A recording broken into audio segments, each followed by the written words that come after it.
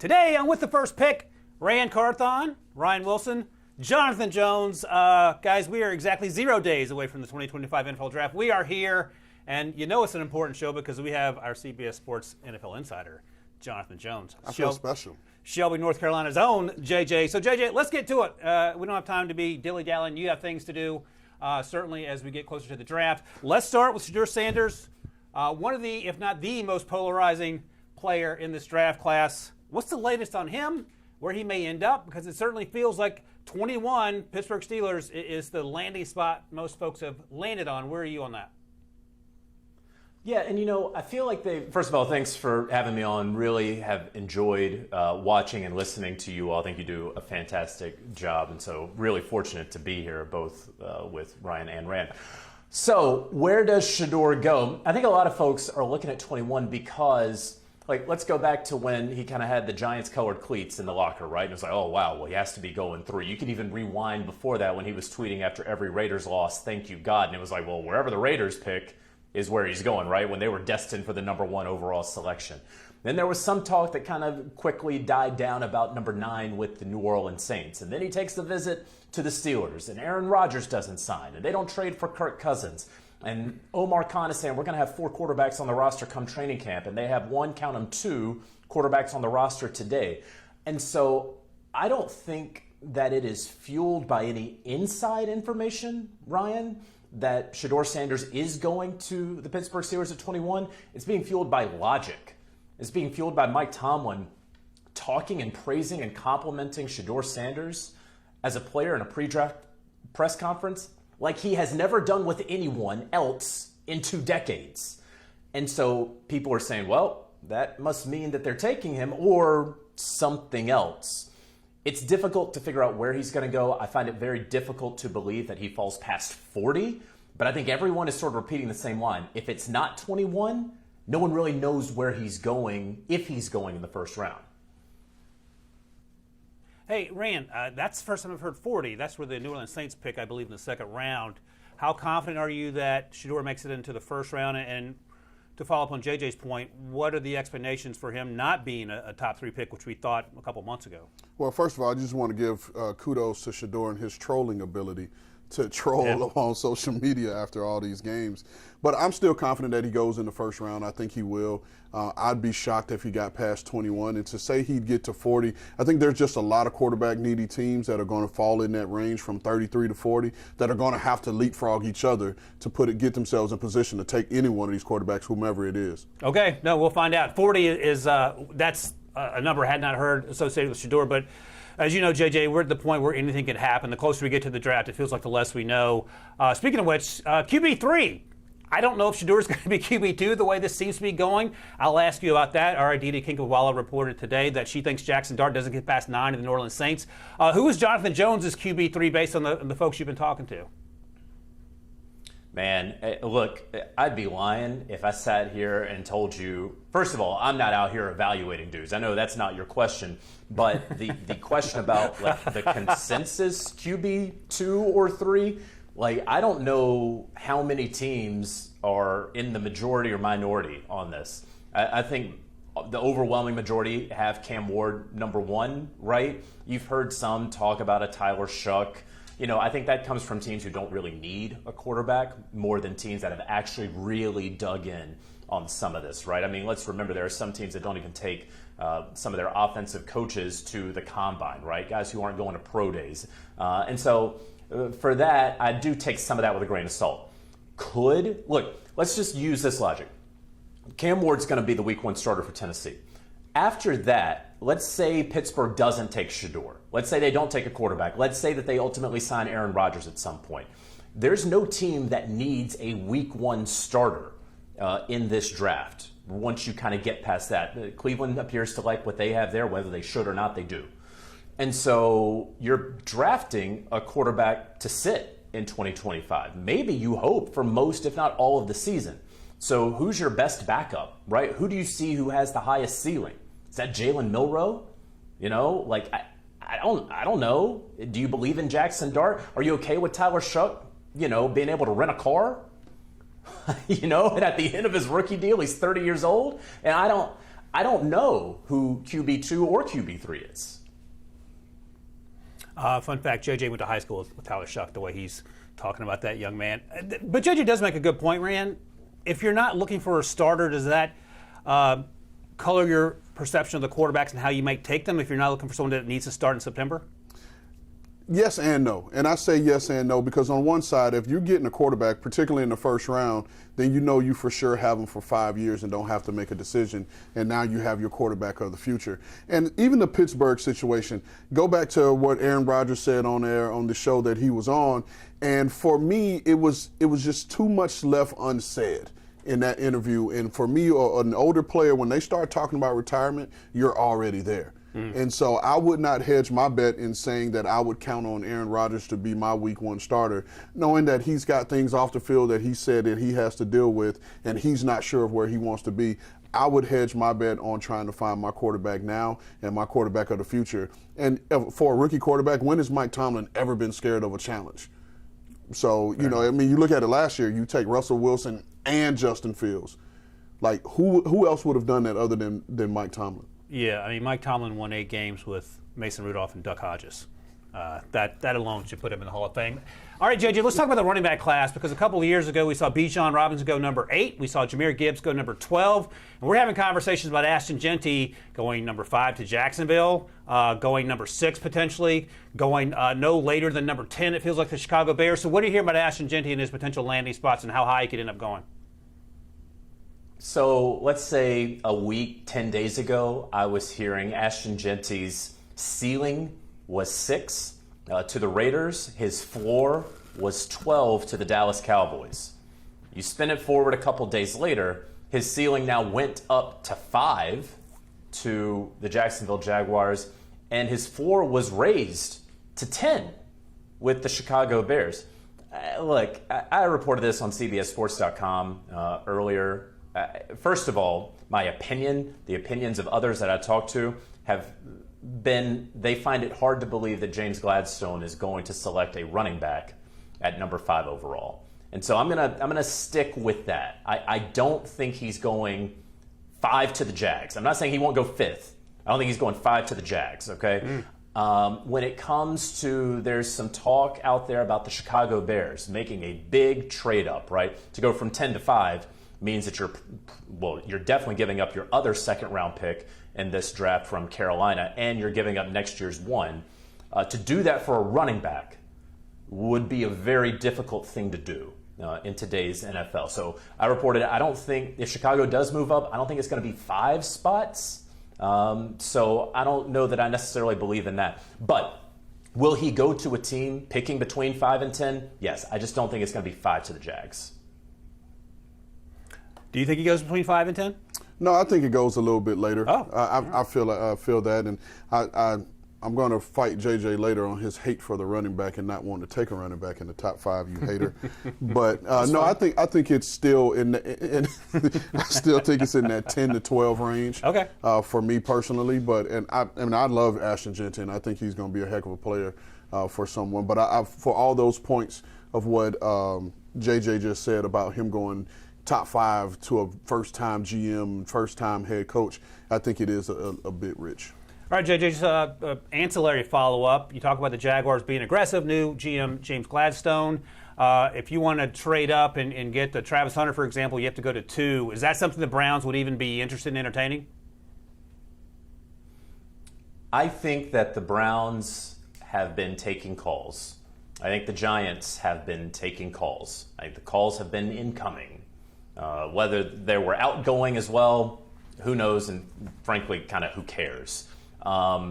We'll see if ultimately a deal can be done for a Travis Hunter or an Abdul Carter. And I say those two because we are assuming, of course, that Travis Hunter would be the pick at number 2 for Cleveland. We are assuming that Abdul Carter would be the pick at number 3 for the Giants, and then they'd figure out what they're going to do with Kayvon Thibodeau at some later point. It's possible, I would say. And I just keep going back to when James Gladstone was hired as the Jaguars general manager, right before we all got to Indianapolis at the NFL Scouting Combine. And he was sitting on the second floor of the now infamous J.W. Marriott where the Starbucks is. There was And he's sitting with some executives, and he's talking about I'm paraphrasing, if we have an opportunity to be aggressive or to be bold, we are not going to flinch. And I'm just remembering that. And I'm remembering how they have 24 picks in this draft and next year's draft. And they have a lot of capital. And you got a guy who's not afraid to make a mark, right? This is also a guy at 34 years old. He's not lived his entire life in the NFL, right? He joined the Rams and Les Snead.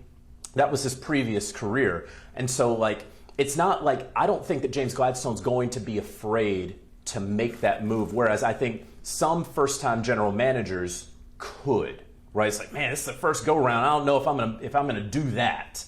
I think this guy's a little bit different, so I could see it happening. All right, JJ, I'm actually going to come back to you before we take a break here. I want to ask you about the Broncos, because everything we keep hearing about the Broncos is running back / Ashton Jeanty related. I heard last night they might be in on Trey Henderson, the running back at Ohio State. What are you hearing about what the Broncos might be willing to do in terms of trade-up opportunities and who they might be targeting? Yeah, they certainly do seem like a trade-up team. There's a couple of them, right? We talked about Chicago. We haven't mentioned yet Indianapolis, but yeah, they are potentially a trade-up team. I know there's a report out there they could trade back. It's the draft. They could do anything. They could stay at 20. They could take Omari and Hampton, or they could take Trey Henderson. You know, all those things could happen. I would just also say Evan Ingram signed a 2-year contract. That does not preclude the Denver Broncos from taking a tight end, whether that's at 20 or if that's moving up to get a tight end that they want. So I know there's been a ton of focus on running backs. I understand that. But I would also just throw in tight end, even though a lot of people would think or assume that they handled their tight end position in free agency. All right. Thank you, JJ. We're going to take a quick break. When we come back, we're going to talk about some draft fallers, some players that could potentially find their way down the draft board as well, and maybe some draft day trades to look out for, and we'll talk about that right after this.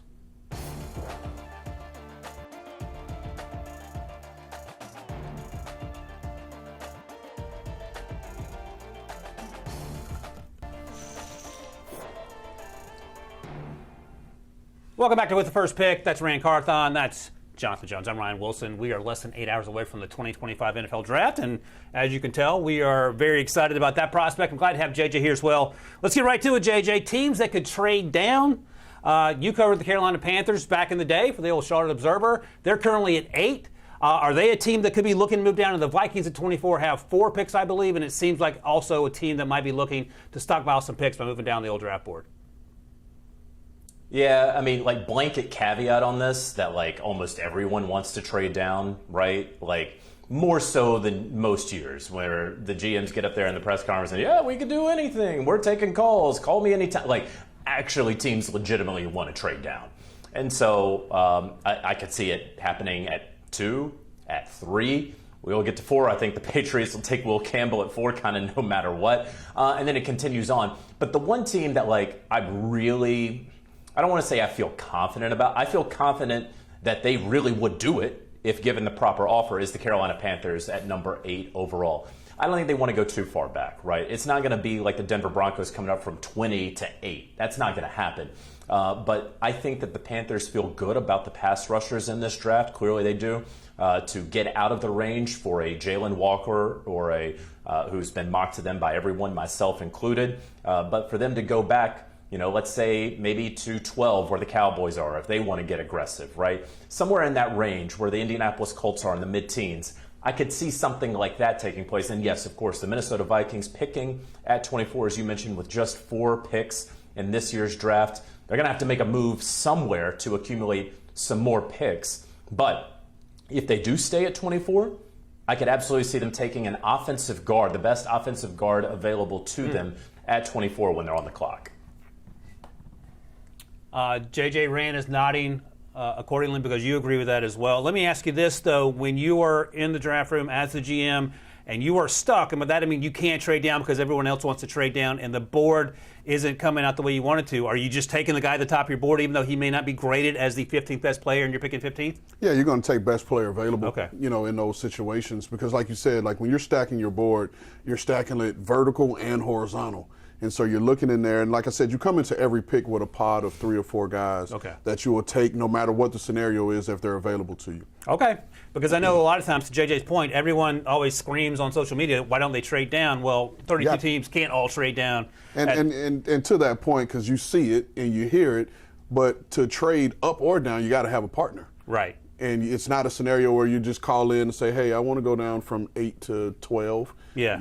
The 12th team has to want to do it as well. The caveat that, and now that you're in the media, you'll figure this out. When you do a mock draft by yourself, you can trade anywhere you want to because it's only one of us. All right, JJ, let's talk about some potential fallers. And we don't know, and you've talked about this as well. The closer we get, it feels like the less we know. Mason Graham feels like a name that we penciled into 5 forever to the Jacksonville Jaguars, and now we're hearing that potentially he gets outside the 10 to 15 range. I feel like 13 is the latest he'll go to Miami Dolphins. But what are you hearing about Mason Graham and perhaps anyone else that might be sort of slipping in the media's eyes?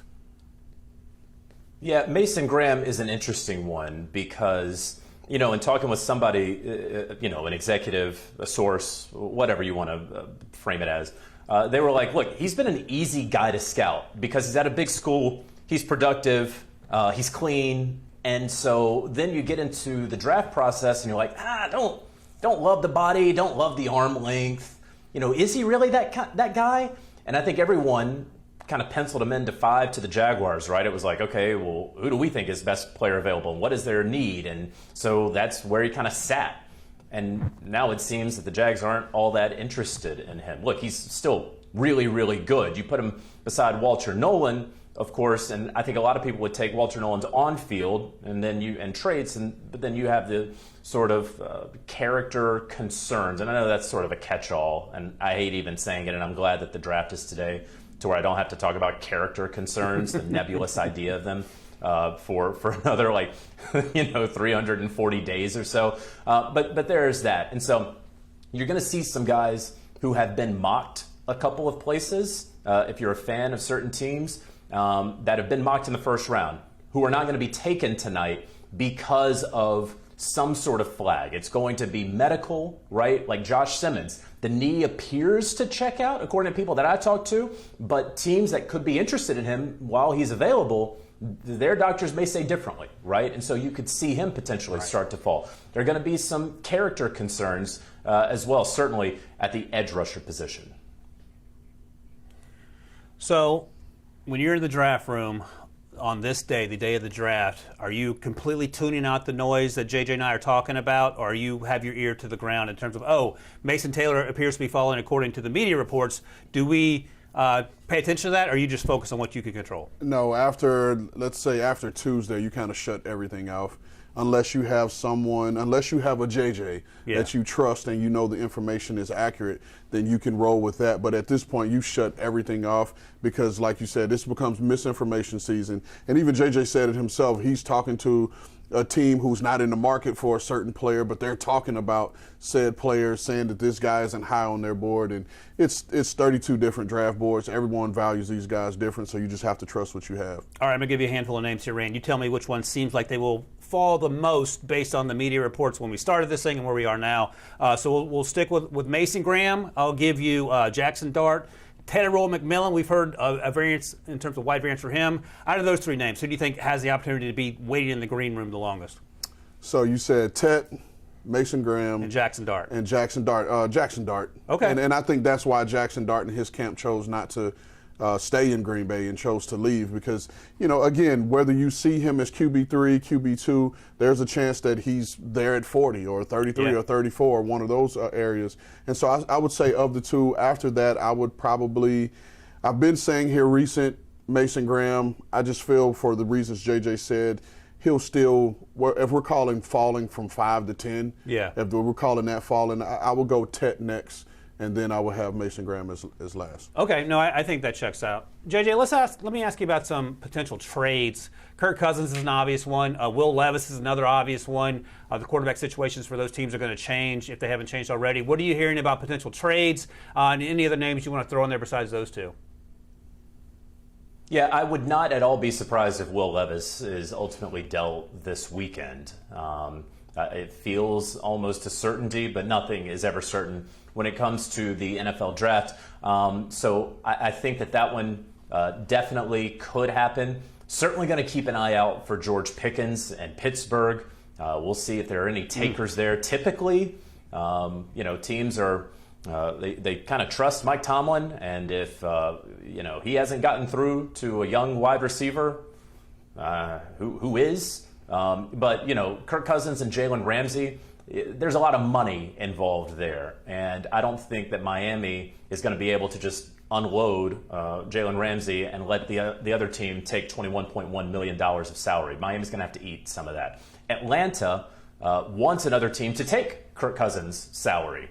I don't know that is ultimately going to happen. And so there's no, it has to happen this weekend for those two, for the veterans who are owed a lot of money. It'd be nice, sure, but it doesn't have to happen. And like Rand talked about, whether you want to trade up or down, whether you want to trade a player, you have to have a dance partner. And Ryan, I know that's sort of a new idea for you, a new concept, right? Because usually you went to prom by yourself, but you have to have a dance partner in order to do this. There it is.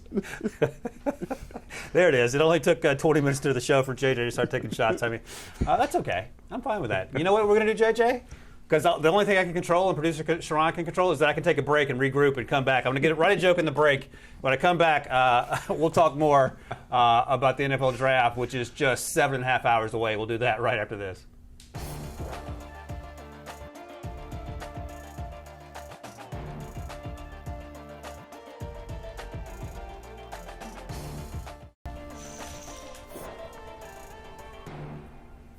Welcome back to With the First Pick. Ran Carthon, Jonathan Jones, and Ryan Wilson. And Ran, we're going to go inside the draft room, but let's start with JJ. We're lucky enough to be graced by his presence, so I want to make sure we take advantage of every minute we have with him. I'm going to ask Ran what it's like being a GM in the draft room, but JJ, I want to get, what's your day like on draft day in terms of the phone calls you're making and the suit you pick out to wear when you go on television? What are you doing? Yeah, you got the steamer ready, right? Like just fully gassed up, ready to go. You're sitting a lot, so you start getting wrinkly in between. Never steam while the shirt is on you, okay? It is always worth taking the time to unbutton, hang it up, and then steam, okay? Just that's a pro tip. Look, there's plenty of texts, there's plenty of calls, but honestly, like for me right now, the hay's in the barn. Talking about what Rand talked about in the previous segment, like the info that you got, you trust the info that you got from your trusted people. Now I'm going to talk to a couple of my solid sources. But outside of that, like there's so much misinformation, there's so much rumor, there's so many agents who are sort of trying to guess at where their guys may go. You don't even listen to that anymore. Yeah, I'm obviously JJ's extremely tied in, but it's a very. It feels like I feel the exact same way in that you have to tune everything out. But if you're the GM, Rand, tell us in 90 seconds because we're on television. From the moment you wake up until the moment you get to the building, what are you doing for those few hours?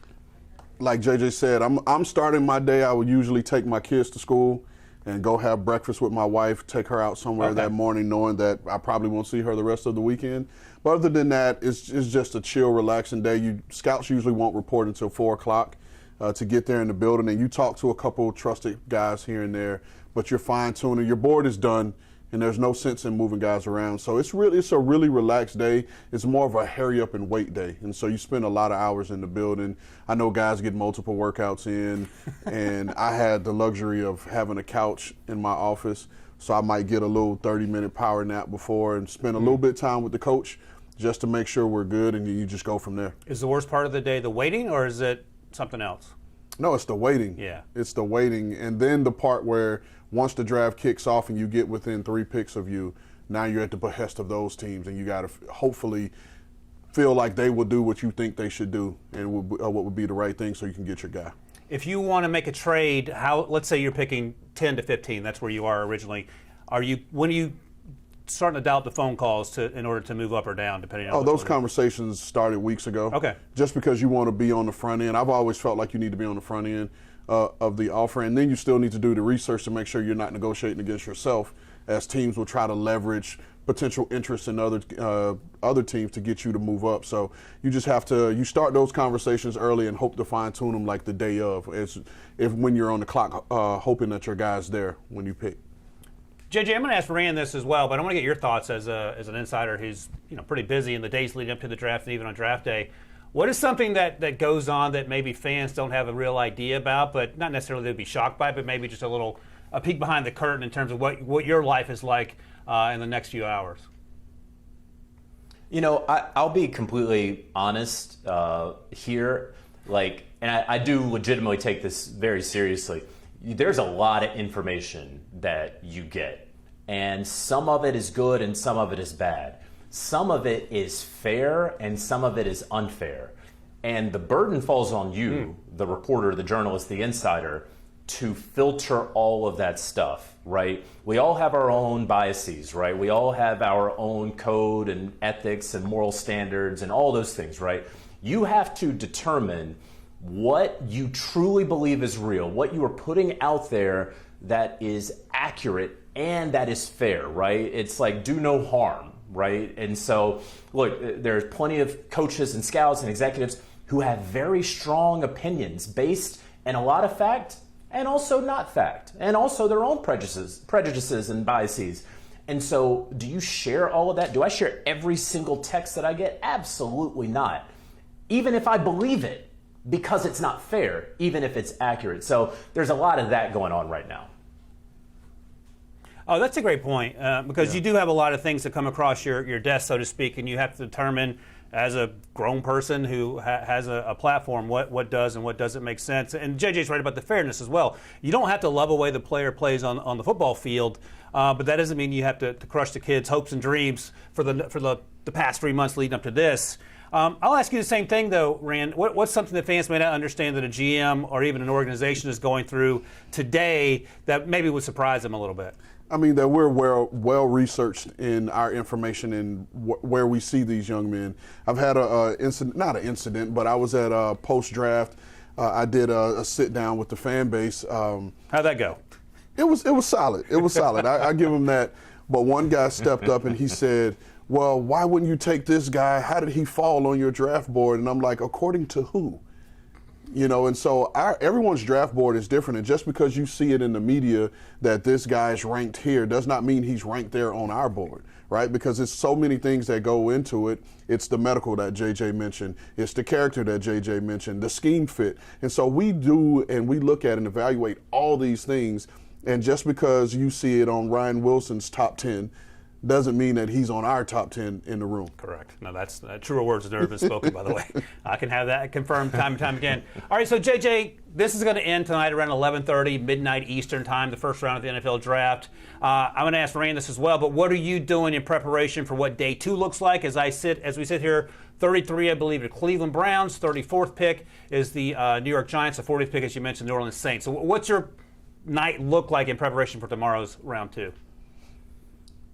Yeah, it certainly depends on how the draft ends, right? 21 to 32. Did teams take quarterbacks? Did teams trade up to get those quarterbacks? And then did those teams kind of trade down, right? Or did they trade up for wide receivers? And so, first of all, you have to sort of position yourself in that way. What has happened? And then, once you figure that out, whoever is drafting at the top of the second round, and right now, as you mentioned, the Browns, Giants, Titans, Jags, Raiders, then you start to kind of reach out to sources that you have in and around those buildings about, all right, who's going to be at the top? What sort of calls probably have you already gotten, texts that you've already gotten, preparing for what tomorrow is going to bring? We'll have a pretty decent idea of what position group is sure to fly off the board to start on Friday as soon as around midnight tonight. So, correct me if I'm wrong, Ran, 2 years ago, the Titans traded up to pick 33 at the time, the second pick in the second round to take Will Levis. When did you start? I'm assuming after the first round you had to start making those phone calls right away, or did you have that conversation ahead of time that we might want to move up depending on what player is available? How does that work? And speaking on that one in particular, once we saw that Levis was starting to slide, then we started having the phone calls early. Do you jump back into the bottom of round one? And what is that going to cost you? And so you have to evaluate that. And then as you start to see them slip and slide a little bit more, then you're calling teams at the top of 2 that night, the night of day 1, just to have those preliminary conversations. And so you have those conversations. And even to go back to that round, that year, I think Miami forfeited their first pick. So the top of second round that year was pick 32, which was Pittsburgh. So that was having conversations with Omar Khan. That was having conversations with Monty Ossenford at 33 until you could find a sweet spot to get something done. Can you have the trade consummated the night of Thursday night, or do you have to wait to do it officially the day of? I mean, you can have a roundabout terms agreed to and where you're coming in, but you also, and I don't want to sound, dark here, but you also want to make sure that your guy is going to be alive and breathing and healthy before it happens. So that's why you see most of these trades happen on the clock, right? Because one, you have to ensure that your guy's going to be there and available for the pick, and then make sure the person's alive, and that nothing's happened between now and then, and so you make those trades usually on the clock. So that's interesting because there's a conversation about moving back into the first round as you see Will Levis get past pick 20 or whatever it happened to be at the time. You stood fast. Can you tell me in 15 seconds why you decided to wait out the rest of the first round instead of going back in? Because you made calls to certain teams who will go unnamed. Okay. That were trying to charge a premium, feeling you were coming up for the quarterback. And so it would cost too much for the future to have to get back in. Okay, so you stuck to your board, which is incredibly important, obviously, at this point in the draft process.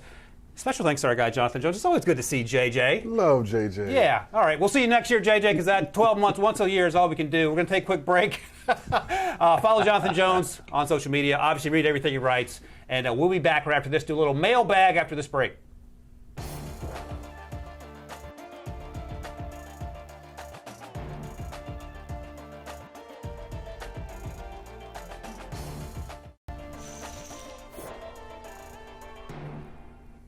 It is draft day, Ran, and obviously we're very excited about it. And to share the excitement, we asked for some mailbag questions, and we got some. So I'm gonna fire them off to our GM, Ran Carthon, and you can give me the answers here. So expecting the Browns to pick Travis Hunter. This is the first question here. Will they trade back in for a quarterback, or stay put and take a Tyler Shuck or Jalen Milroe? So they're picking number 2. Travis Hunter there, they pick again at 33. Are they going to come back up into the first round for one of these other quarterbacks? Or will they stay put and take a Tyler Shuck, who should be there at the top of the second, we'll see, or Jalen Milroe, who might even be there in the third round perhaps? Yeah, I think they very well could just sit pat because, again, we've talked about it at odds length. You have pick 33, pick 34, and pick 40 as quarterback-needy teams. And if you still have – let's say Jackson Dart is still available at the end of round 1. Let's say Tyler Shuck. Let's say Jalen Milroe. And depending on how you like those guys, then you're going to have 3 quarterbacks for 3 spots, and you get the first pick in the second round. So there's a scenario where if they start flying off the board, depending on where QB2 goes, that they can move back in, but they're well positioned at the top of 2 to sit. Yeah, we talked in the previous segments with our Jonathan Jones about the potential for fireworks, and I think it could start literally after Cam Ward at 1. I think these mock drafts that we do, the final ones, as I was telling you last night, I feel terrible about the picks because it feels like they're not going to matter moments after you have it published. But I think after pick 1 and Cam Ward, things will get super interesting just because we have no idea. So we say it's not a good quarterback class. I don't think that matters. There are a ton of good players in this class, and obviously teams are going to want to have the opportunity to move for some of them. Here's a question. I think the answer is no, but I want to hear what you think. Will Colson Loveland be available for the Chargers at 22? I love the idea of him playing with Justin Herbert.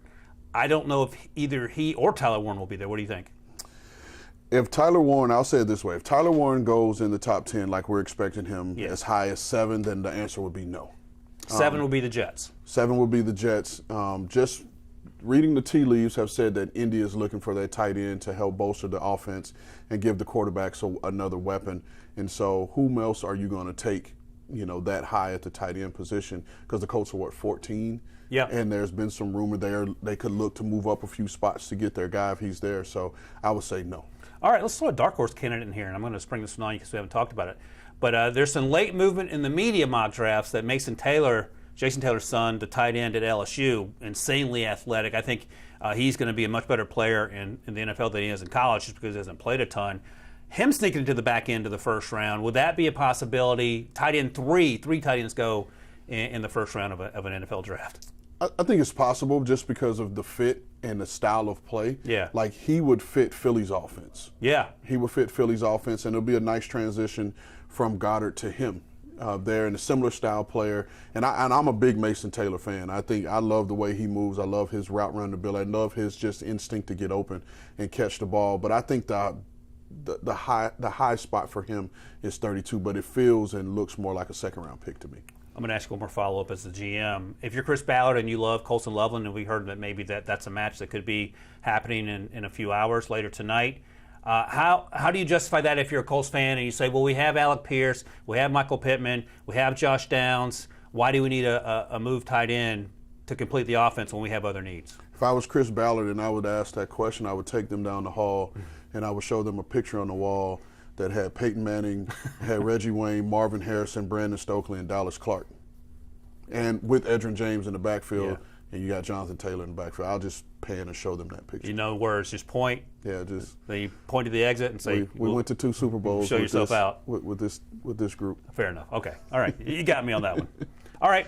The Packers, as we sit here currently, are picking 23rd. We're unclear about J.R. Alexander's future. It feels like it probably won't be there. They moved on from Eric Stokes, their former first-round pick, the cornerback out of Georgia a few years ago. Should the Packers trade up for a cornerback? And we've gone back and forth on this. Jahdae Barron is probably more slot, but he can play outside. Will Johnson didn't run, but he had a great 2023 season, so we don't know how fast he is on the shorts and T-shirts part of it. We know how fast he plays. Maxwell Hairston had injuries last year to his shoulder at Kentucky, but he has a chance to be a first-round pick. There are a lot of guys. Should they trade up for a cornerback, even though they're picking 23, and there could be 4 or 5 cornerbacks that go in the first round? Yeah, no, I would say no. Okay. And you got to understand Jeff Hafley's defensive scheme and his system. It is from the Pete Carroll tree, and he Hafley learned it under Robert Saleh when we were all in San Francisco together. And that system values the taller, longer corner, right? That's been able to play man-to-man. You play a lot of cover 3 behind it and a lot of quarters. So those type of guys you're going to be able to find all throughout the draft. If you go way back to the Seattle days, at one point they had a Richard Sherman that they took in the 5th round. Yep. And they had Brandon Browner, which they signed from another league. And I think they went through a whole span where they didn't take a corner high because those corners fit that system. So I don't think you need to trade up, leverage the future, because you do have more holes than just corner on that Green Bay team. My last mock draft that came out this morning, I had Will Johnson landing at 23. That feels, based on the description you give me in terms of the Legion of Boom fellows, that Will Johnson feels like he might fit. Yeah, absolutely. And Richard Sherman, who's one of the greatest corners to play this game, truly instinctive, very smart. He wasn't seen as the fastest guy. Right. He wasn't seen as the fastest guy, but he played and used his natural ball skills and instincts for the ball, which sounds a lot like how Will Johnson plays. Yep. And you have Xavier McKinney behind him, so teams are going to be less they're going to be worried about throwing those balls deep because Xavier had a lot of picks last year, kind of like how Richard Sherman had when he had Cam Chancellor and Earl Thomas playing behind him. Yeah, Richard was a former wide receiver, I believe, too. Yep. At Stanford. All right. Next question is, will Trey Hendrickson, the edge rusher for the Cincinnati Bengals, who for the second year in a row has talked about and asked to be traded because he wants a new deal, and I get it because he is a game wrecker when he is on for the Bengals, and they desperately need to keep edge rushers, it sounds like to me. But will he be traded for picks? And if so, which team will trade for him? And I'll just throw this out here as I read the question. What about the Atlanta Falcons? Would they want to trade for Trey Hendrickson? Probably not. And then my follow-up is why? Because you not only are you going to have to give up picks and give up premium picks to get Trey Hendrickson, but then you got to follow that up with a contract to match. Yeah. So you're losing draft capital and you're losing space on the roster because that Trey Hendrickson deal is going to flirt with $30 million a year. Right. And it's going to push up against a number. I'm sure Trey sees himself as a $30 million a year guy, and the Atlanta Falcons will try to get that for as little as possible. But then you also got to give up draft capital. It's just too much for them to give up. I can see why Cincinnati would want to do that. And it would make sense because you're paying your quarterback $50 million, you're paying your receiver $30 million, and you're paying your other receiver close to $30 million. Yeah. And so you've allocated a lot of resources to that offense, which typically means that you're going to have to go younger on the other side of the ball. And why not get something for him while you can? No, that's a good point. And I mean, we could follow up and we'll talk about this later, I'm sure. But does it make sense to pay two wide receivers $30-ish million a year when you do have these other needs? And the defense was so hard to watch at times last year. Is it going to be a second-round pick for Trey? Like a third-round pick is not going to happen, correct? No, it'll be a second. Okay. It'll be a second and maybe something on the back end to swap some picks. But I don't see it being a first-round pick, and I don't think Cincinnati will let him go for a third. It just doesn't make sense. That's right. Okay. This next question: should my Steelers, not for me by the way, should my Steelers take Cam Skattebo in the third round if available? I don't think there's a tougher person in this draft than Cam Skattebo. My only concern with him is, can he sustain it for more than like 2 seasons the way he plays? Yeah, and he just sounds like a Steeler pick. He does. Just how rough and rugged he is. He feels like an AFC North pick. And third round, let's just see how the backs come off. Yeah. If you're picking at the bottom of the third round, it wouldn't hurt you. Because, again, if you think about Jalen Warren has only shared time in Pittsburgh. So now you're giving a 1-2 punch back there, which will help keep these guys fresh for the duration of the season. So it wouldn't be a bad pick. And it feels like they like to have sort of the, what do you call it? The Knuckles and Knuckles and Sonic. Right. Najee Harris is more whoever the big back is. The David Montgomery. Knuckles. Knuckles, thank you. Paramount Plus, I should be promoting more of the Sonic and the Hedgehog guys. But it feels like you don't have two Jalen Warren types back there. You want a bruiser. Cam Scatterboo is that, and he actually can offer something as a receiver. So that could be a possibility.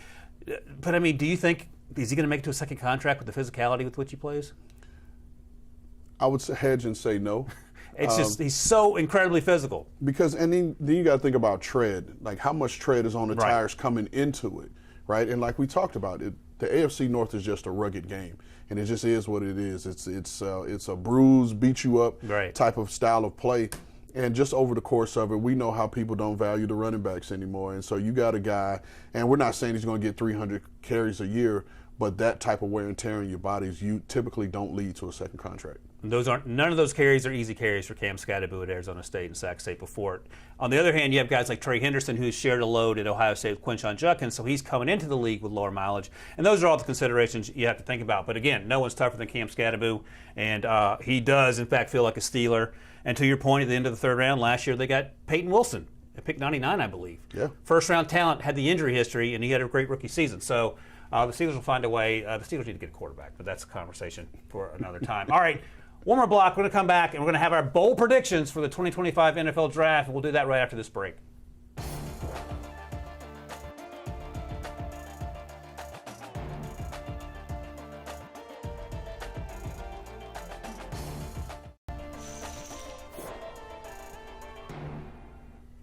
All right, Ran, we're down the home stretch here. Last few minutes, we're going to do some bold predictions ahead of the 2025 NFL Draft a few hours from now.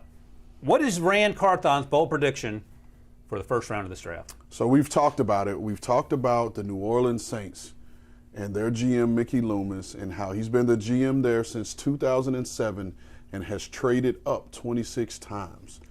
My bold prediction is he's going to finally trade back. Never happened before. Never happened before. He's going to finally trade back. That's my bold prediction. Don't have anything to go on off of that, but just my bold prediction. That's why it's bold. So at pick 9, we've talked about quarterbacks for a while. It doesn't feel like a quarterback. Offensive line could be a possibility here, maybe even defensive line.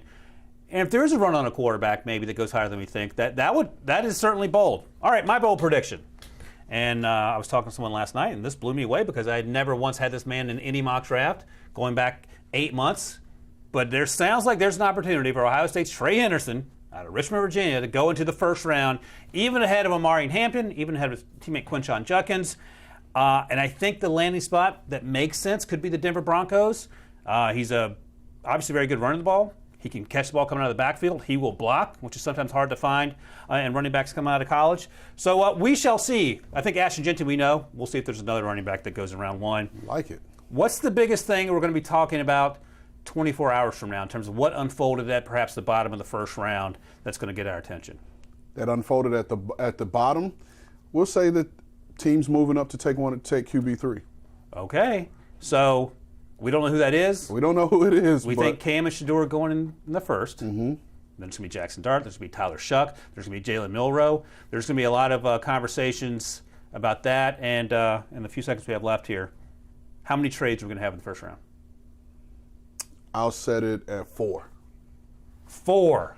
I'll take the under. And we'll find out together. That's it. That's it for us here. The NFL Draft. 7 hours from now. Check out With the First Pick wherever you get your podcast. Scan that QR code. We'll be here all week covering the draft.